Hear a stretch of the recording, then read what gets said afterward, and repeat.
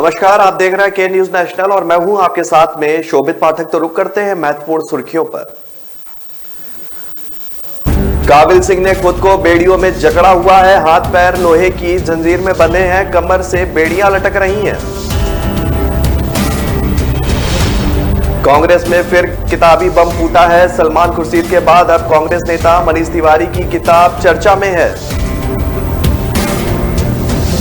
पूर्व सांसद और कांग्रेस नेता कीर्ति झा आजाद मंगलवार को अपना पाला बदल लेंगे। वे टीएमसी में शामिल हो जाएंगे।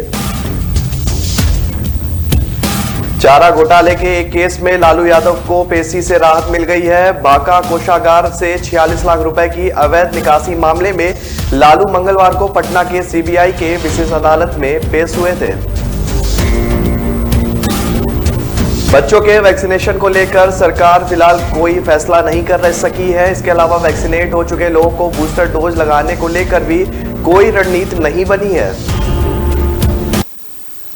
सिंगू बॉर्डर से रिपोर्ट है कि काबिल सिंह ने खुद को बेड़ियों में जकड़ा हुआ है। हाथ पैर लोहे की जंजीर में बंधे हुए हैं, कमर से बेड़ियां लटक रही हैं। बीते 1 साल से वे ऐसे ही बेड़ियों में कैद हैं। काबिल सिंह को खुशी है कि अब वो आजाद हो सकेंगे। दिल्ली के सिंगू बॉर्डर पर किसान आंदोलन में शामिल काबिल सिंह ने केंद्र सरकार के 3 विवादित कृषि कानूनों के खिलाफ रोष प्रकट करते हुए अपने आप को बेड़ियों में कैद कर लिया था। उन्होंने कसम खाई थी कि जब तक 3 कृषि कानून वापस नहीं होंगे तब तक बेड़ियां नहीं खोलेंगे। काबिल सिंह कहते हैं कि पिछले 1 साल में मैंने कभी मोदी सरकार के लिए कुछ नहीं कहा। अब मैं मोदी का शुक्रिया अदा करता हूं कि उन्होंने हमारी बात समझ ली है और हमें उम्मीद है कि वो एमएसपी पर भी हमारी बात मानेंगे और ये आंदोलन समाप्त हो जाएगा। वे चाहते हैं कि जब किसान आंदोलन समाप्त हो तो वो मंच पर जाकर किसान नेताओं की मौजूदगी में अपने आप को इस कैद से आजाद करे। अब ऐसा लग रहा है कि किसान आंदोलन अपने अंजाम पर पहुंच रहा है और दिल्ली की सरहदों से किसान अपने तंबू उठा लेंगे। लेकिन बीता 1 साल आंदोलनकारियों किसानों पर बहुत भारी गुजरा है। मनीष तिवारी ने किताब में लिखा, कांग्रेस में फिर किताबी बम फूटा है। सलमान खुर्शीद के बाद अब कांग्रेस नेता मनीष तिवारी की किताब चर्चा में है। उन्होंने अपनी किताब 10 flash point 20 years national security situation that impact India में मनमोहन सिंह की यूपीए सरकार पर सवाल खड़े किए हैं। तिवारी ने मुंबई में हुए 26/11 हमले के बाद पाकिस्तान पर किसी तरह का एक्शन न लेने को कमजोरी बताया है। किताब में तिवारी ने लिखा है कि मुंबई हमले के बाद तत्कालीन सरकार को पाकिस्तान के खिलाफ सख्त कार्रवाई करनी चाहिए थी। ये ऐसा समय था जब एक्शन बिल्कुल जरूरी था। तिवारी ने किताब में लिखा कि एक देश निर्दोष लोगों को कत्लेआम करता है और उसे इसका कोई पछतावा नहीं होता। इसके बाद भी हम संयम बरतते हैं तो यह ताकत नहीं बल्कि हमारी कमजोरी की निशानी है। तिवारी ने 26/11 हमले की तुलना अमेरिका के 9/11 हमले से की है। भाजपा ने किताब पर विवाद सामने आने के बाद कांग्रेस पर सवाल खड़े किए हैं। बीजेपी प्रवक्ता गौरव भाटिया ने तत्कालीन यूपीए सरकार की नीयत को खराब बताया। उन्होंने कहा कि उस समय के एयर चीफ मार्शल ने कहा था कि हमारी एयरफोर्स जवाब देने के लिए तैयार थी, लेकिन कार्रवाई की अनुमति नहीं दी गई। इसके लिए कांग्रेस को जवाब देना चाहिए।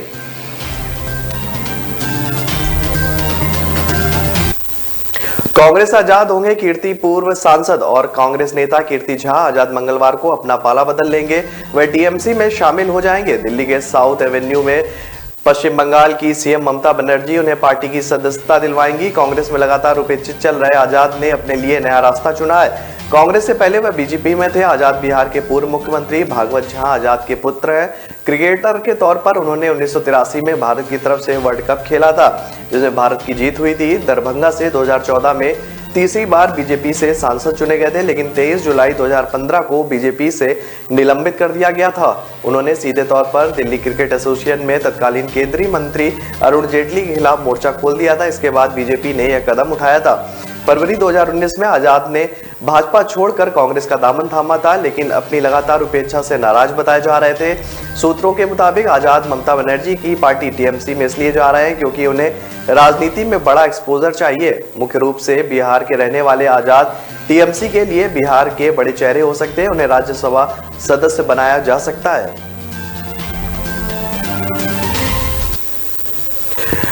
लालू को पेशी से छुट्टी मिल गई है। चारा घोटाले के एक केस में लालू यादव को पेशी से राहत दी गई।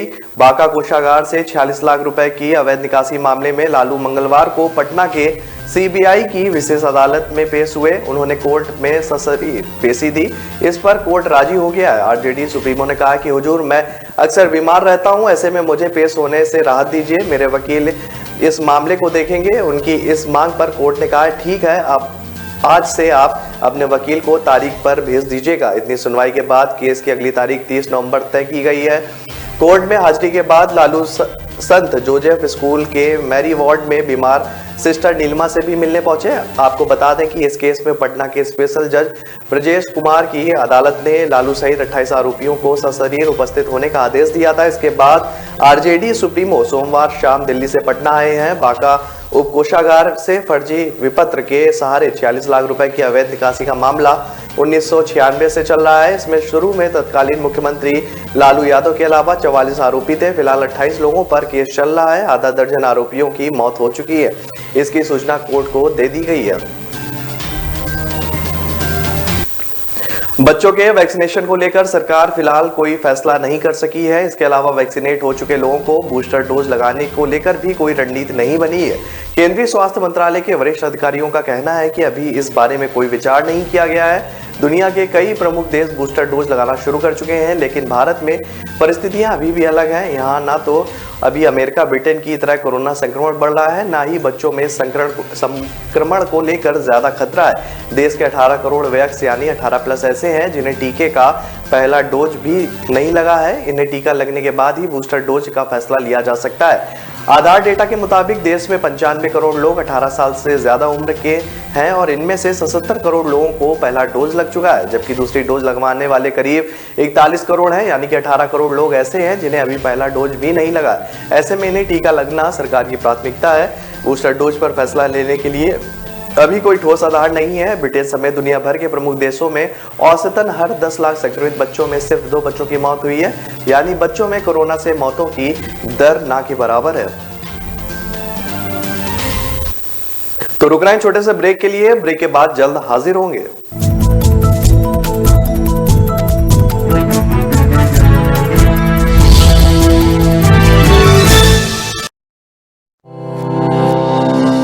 કોઈ બી બિઝનેસનો જે બેઝિક પ્રશ્ન હોય છે તે હોય છે માર્કેટિંગ. દરેકનો બિઝનેસ વધતા ઓછા પ્રમાણમાં ચાલતો તો હોય જ છે. તો મારા બિઝનેસમાં મને જે તકલીફ પડી રહી હતી એમાં એવું હતું કે ક્વોલિટી વર્ક હું લેવા જાઉં તો મારા બજેટની બહાર જતું રહેતું હતું. મારું નામ હર્ષ પટેલ છે. Way to fashion WTF Vastrapur ખાતે મારી રેડીમેડ ગાર્મેન્ટની શોપ છે જે છેલ્લા 8 વર્ષથી હું ચલાવી રહ્યો છું. મારા મિત્ર થ્રુ મને એક એપ્લિકેશન વિશે જાણવા મળ્યું કે જેની અંદર આપણા રેગ્યુલર કસ્ટમર તો જે હોય એના સાથે તમે ટચમાં તો હો જ છો, પણ જે નવા કસ્ટમર આવે અથવા તો તમે જેમ કે ઇન્સ્ટાગ્રામ કે વોટ્સઅપ ઉપર જે ડિજિટલ માર્કેટિંગ કરતા હોય તેની સાથે સાથે હું માર્કેટિંગ કરી શકું છું. બ્રાન્ડ સ્પોર્ટ 365 સૌથી પહેલાં તો 7 દિવસનો જે ટ્રાયલ ફ્રી પેક હતો એ મેં યુઝ કર્યો. એનાથી મને સારી એવી મજા બી આવી અને એકદમ ઇઝી છે કે જેમાં મારે કોઈની જરૂર પણ નથી પડતી.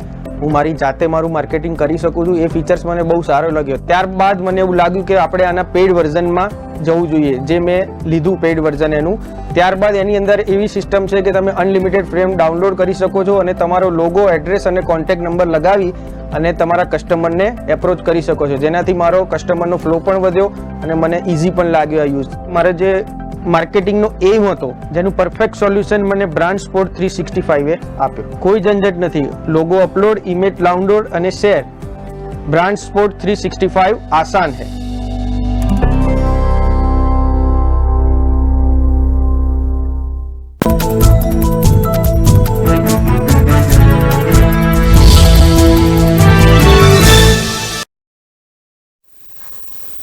ब्रेक के बाद फिर स्वागत है आपका। रुक करते हैं आगे की खबरों पर। पंजाब में चुनाव नजदीक आते ही बस ट्रांसपोर्ट का मामला गर्मा गया है। एक तरफ आप संयोजक अरविंद केजरीवाल ने कांग्रेस सरकार पर माफिया को साथ रखने का आरोप लगाया है। इसके जवाब में सीएम चरणजीत चन्नी ने कहा है कि उन्होंने बादल परिवार की एसी बसें थाने में बंद करवा दी। हालांकि बसों पर कार्रवाई के मामले में अब पंजाब के ट्रांसपोर्ट मंत्री अमरिंदर सिंह राजा वडिक को बड़ा झटका लगा है। पंजाब और हरियाणा हाई कोर्ट ने मंत्री को नोटिस जारी कर जवाब मांगा है। यह नोटिस अकाली नेता की बसों के परमिट रद्द करने पर भेजा गया है। एससी में यह पिटीशन अकाली नेता और न्यू दीप बस सर्विस के पार्टनर हरदीप सिंह ढिल्लों ने दायर की थी, जिसकी सुनवाई में जस्टिस अजय तिवारी और जस्टिस पंकज जैन ने आदेश दिए। इसमें पंजाब सरकार को भी नोटिस दिया गया है। अकाली नेता के वकील एडवोकेट रोहित सूद और अमनदीप तलवार ने कहा है कि उनके परमिट अवैध तरीके से रद्द किए गए हैं। इसके लिए उन्होंने मंत्री के 12 नवंबर के ऑर्डर का हवाला भी दिया। उन्होंने इस आदेश को लागू करने पर रोक लगाने की मांग की है। इसके अलावा उनकी जब्त की गई बसों को भी तत्काल छोड़ने की मांग की गई है।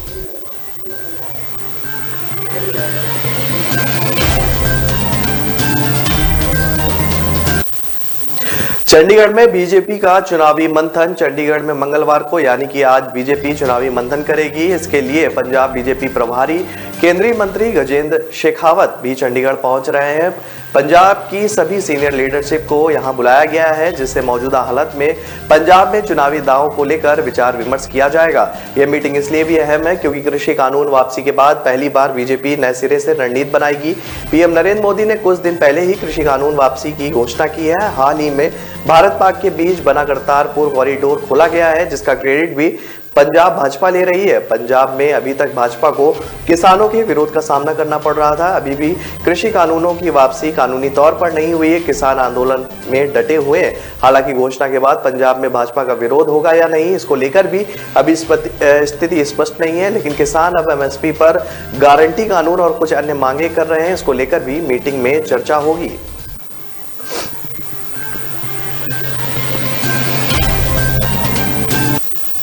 दिल्ली के मुख्यमंत्री अरविंद केजरीवाल रात का खाना खाने के लिए लुधियाना में ऑटो वाले के घर पहुंचे। केजरीवाल ऑटो में बैठकर ही ऑटो चालक के घर पहुंचे। हालांकि केजरीवाल की ऑटो पॉलिटिक्स की सच्चाई भी सबके सामने आ गई है। दरअसल जिस ऑटो चालक ने केजरीवाल को डिनर के लिए बुलाया था वो आम आदमी पार्टी के कार्यकर्ता का भाई है। आपकी पंजाब इकाई ने सोमवार को लुधियाना के पंजाबी भवन में अरविंद केजरीवाल की टैक्सी और ऑटो वालों के साथ मीटिंग रखी थी। मीटिंग में ऑटो चालक दिलीप कुमार तिवारी ने केजरीवाल से कहा कि सर, आप ऑटो संचालकों के लिए बहुत कुछ कर रहे हैं। मैं चाहता हूं कि आप मेरे घर चलकर खाना खाएं। इस पर केजरीवाल ने कहा कि आज रात को ही आऊंगा, भगवंत मान और हरपाल सिंह चीमा को ले आऊंगा। इस पर दिलीप ने कहा कि बिल्कुल, मैं आपको अपने ऑटो में ही ले जाना चाहता हूं। केजरीवाल को खाने पर इनवाइट करने वाले दिलीप कुमार उत्तर प्रदेश के बाराबंकी के रहने वाले हैं और आम आदमी पार्टी के कार्यकर्ता भी हैं। उनके भाई महेंद्र कुमार तिवारी ने दैनिक ने बताया कि वह काफी समय से आम आदमी पार्टी से जुड़े हुए हैं और लगातार पार्टी के कार्यक्रमों में आते जाते रहते हैं। दिलीप भी पार्टी के ऐसे कार्यक्रम में जाते रहते हैं। रामायण सर्किट स्पेशल ट्रेन में सर्विस देने वाले वेटर्स की ड्रेस बदल दी गई है। उज्जैन के साधु संतों की आपत्ति के बाद आईआरसीटीसी ने रामायण एक्सप्रेस में सेवाएं देने वाले वेटर्स की ड्रेस बदल दी है। अयोध्या रामेश्वरम ट्रेन में भगवा ड्रेस पहनकर बर्तन उठा रहे वेटर्स का वीडियो वायरल होने के बाद उज्जैन के संतों ने इसे साधु संतों का अपमान बताया था। इस पर रेल मंत्री को चिट्ठी लिखी गई थी। वायरल वीडियो में ट्रेन के वेटर्स साधु संतों के भगवा कपड़े, धोती, पगड़ी और रुद्राक्ष की माला पहने खाने के बर्तन उठाते नजर आ रहे थे। उज्जैन अखाड़ा परिषद के पूर्व महंत परम अवधेशपुरी महाराज ने बताया कि इसे संतों का अपमान बताया जा रहा है। साथ ही चेतावनी देते हुए उन्होंने कहा था कि जल्द ही वेटर्स की ड्रेस को बदला जाए, वरना 12 दिसंबर को निकलने वाली अगली ट्रेन का संत समाज विरोध करेगा। साथ ही ट्रेन के सामने हजारों हिंदू को लेकर प्रदर्शन भी किया जाएगा। आपको बता दें कि दिल्ली के सफदरजंग रेलवे स्टेशन से खुलने वाली ये ट्रेन अपनी 17 दिन की यात्रा में 7500 किलोमीटर की यात्रा कर पर्यटकों को भगवान राम से जुड़े सभी महत्वपूर्ण धार्मिक स्थलों का भ्रमण और दर्शन कराती है। मंत्री बनने से वंचित रहे विधायकों को अब संसदीय सचिव बनाकर संतुष्ट करने की तैयारी है। बसपा से कांग्रेस में आए विधायकों को संसदीय सचिव बनाना तय है। 3 से 4 निर्दलीय और 5 से 7 कांग्रेस विधायकों को संसदीय सचिव बनाए जाने के आसार हैं। कांग्रेस हाईकमान से संसदीय सचिवों के नामों पर मंजूरी मिलते ही इनकी नियुक्तियों की घोषणा भी हो सकती है। अभी संख्या तय नहीं है। अनुमान है कि 15 के आसपास संसदीय सचिव बनाए जाने की चर्चा है। गहलोत कैबिनेट में मंत्रियों की खाली जगह पूरी कर दी गई है। जगह कम होने से सभी दावेदारों को बड़ी मंत्री नहीं बनाया जा सका है। बसपा से कांग्रेस में आने के वाले निर्दलीय और गहलोत समर्थक कुछ कांग्रेस विधायकों को अब संसदीय सचिव बनाकर संतुष्ट करने की रणनीति की जा रही है। मंत्रिमंडल में फेरबदल में जिलों का पूरा प्रतिनिधित्व नहीं मिला है। 14 जिले ऐसे हैं जहां से कांग्रेस विधायक होते हुए भी एक भी मंत्री नहीं बनाया गया। अब संसदीय सचिव बनाकर या बोर्ड निगम में राजनीतिक नियुक्तियां देकर सियासी पावर बैलेंस किया जाएगा। संसदीय सचिवों को मंत्रियों के अंडर में विभाग दिए जाएंगे। दीपचंद खैरिया, जोगिंदर सिंह, अवाना, संदीप यादव, लाखन सिंह और वाजिब अली को संसदीय सचिव बनाना तय माना जा रहा है। बसपा से कांग्रेस में शामिल होने वाले 6 विधायक मंत्री पद की दावेदारी कर रहे थे, लेकिन अब बदले में सियासी हालात सबको मंत्री बनाना मुश्किल में लग रहा है। केवल राजेंद्र गुड़ा को राज्य मंत्री बनाया गया है।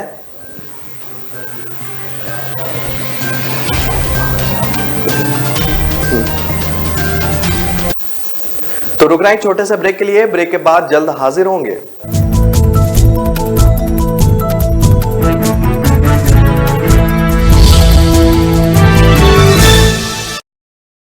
न ऐश का न द्वेष का, यह दंगल है देश का। सुलगती समस्याओं के जुलसते सवालों का होगा दंगल देश का। प्रशासन के प्रश्नों को लेकर होगा दंगल देश का। शिक्षा, स्वास्थ्य, समाज, कानून और व्यवस्था के आज क्या है हालात। सोमवार से शुक्रवार रोज रात 8 बजे जलपा क्षत्रिय के साथ दंगल देश का।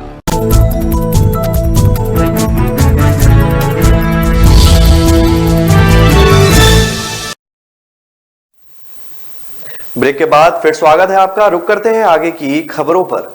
मुंगेर में भीषण सड़क हादसे में 3 स्टूडेंट सहित 4 लोगों की मौत हो गई है, जबकि 6 गंभीर रूप से घायल है। मंगलवार सुबह टेम्पो में ड्राइवर सहित 10 छात्र छात्राएं कोचिंग के लिए खड़गपुर जा रहे थे। इसी दौरान खड़गपुर गंगटा हाईवे पर तेज रफ्तार ट्रक ने टेम्पो को रौंद दिया। घटना के बाद इलाके में हड़कंप मच गया। मरने वाले में ड्राइवर और 3 स्टूडेंट शामिल है।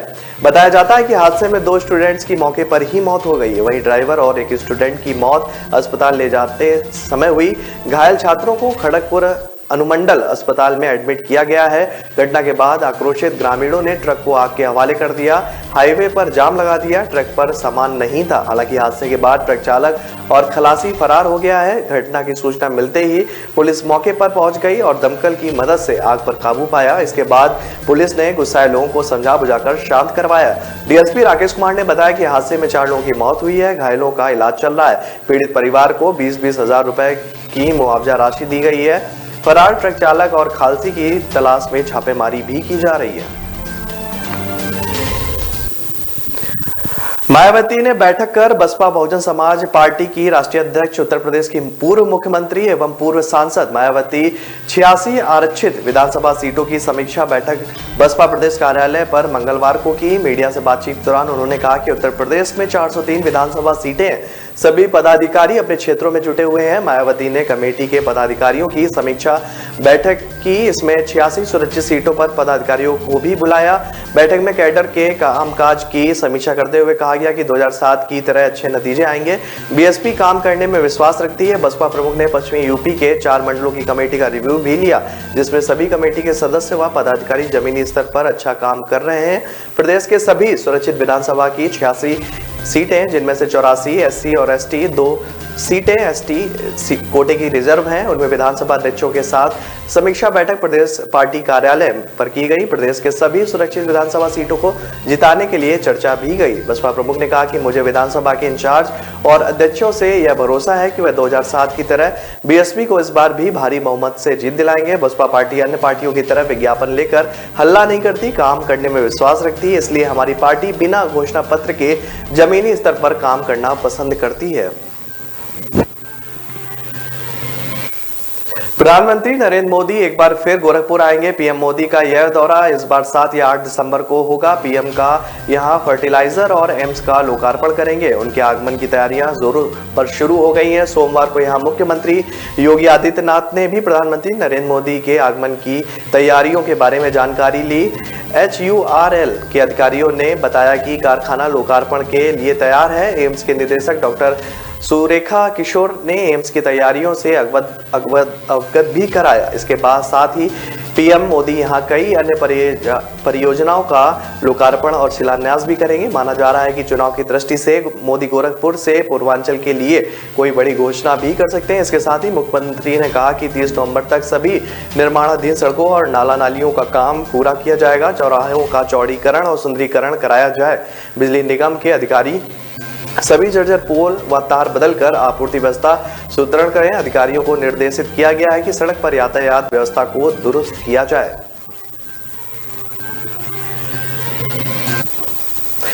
कंगना रनौत की मुश्किलें उनके बयानों की तरह ही कम नहीं हो रही हैं। अब उनके खिलाफ भाईवाड़ा पुलिस स्टेशन दादर में एक शिकायत दर्ज की गई है, जिसमें आईपीसी की सेक्शन और आईटी एक्ट 2000 की धारा 89 के तहत मामला दर्ज किया गया है। मामले में श्री गुरु सिंह सभा मुंबई ने शिकायत दर्ज कराई है। कंगना के अलावा इसमें अतुल मिश्रा को भी आरोपी बनाया गया है। गौरतलब है कि कंगना ने एक पोस्ट में लिखा था कि हो सकता है कि आज खालिस्तानी आतंकवादियों के कारण सरकार के हाथ बंद गए, लेकिन ये नहीं भूलना चाहिए कि एक औरत, केवल एक महिला प्रधानमंत्री ने इनको अपनी जूती के नीचे कुचल दिया था। चाहे उसने इस देश के लिए कितनी भी पीड़ा क्यों ना सही हो, उसने अपनी जान की कीमत पर उन्हें मच्छरों की तरह कुचल दिया था। उन्होंने कहा कि देश के टुकड़े नहीं होने दिए थे। इतना नहीं, उनकी मौत के दशकों बाद भी आज भी उनके नाम से लोग कांपते हैं। इनको वैसा ही गुरु चाहिए। वहीं दूसरे आरोपी अतुल मिश्रा के लिए कहा गया है कि उन्होंने अपने सोशल मीडिया हैंडल से भी इसी तरह के कमेंट किए थे, जिसमें लिखा था कि सरकार भीड़ तंत्र के लिए अति संवेदनशील है, अपनी असली किसान ही असली लूजर हैं, क्योंकि कानून उनके लिए ही फायदेमंद थे।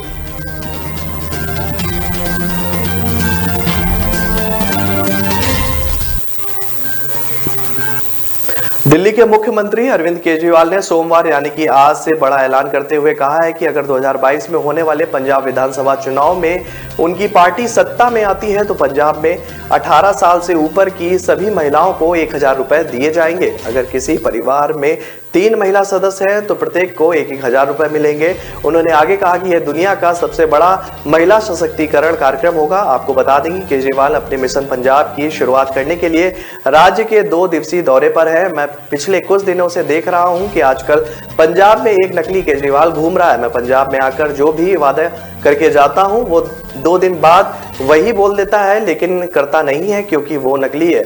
उन्होंने आगे कहा कि पार्टी ने इस महीने की शुरुआत में विधानसभा के लिए 10 उम्मीदवारों की पहली लिस्ट को जारी कर दिया है। इस लिस्ट में आपके वरिष्ठ नेता हरपाल सिंह चीमा, जो पंजाब विधानसभा में विपक्ष के नेता हैं, उनको टिकट दिया गया है, जबकि अमन अरोड़ा सुनाम विधानसभा क्षेत्र से चुनाव लड़ेंगे। तो फिलहाल इस बुलेटिन में मेरे साथ इतना ही। आगे की खबरों के लिए बने रहिए के न्यूज नेशनल के साथ। नमस्कार।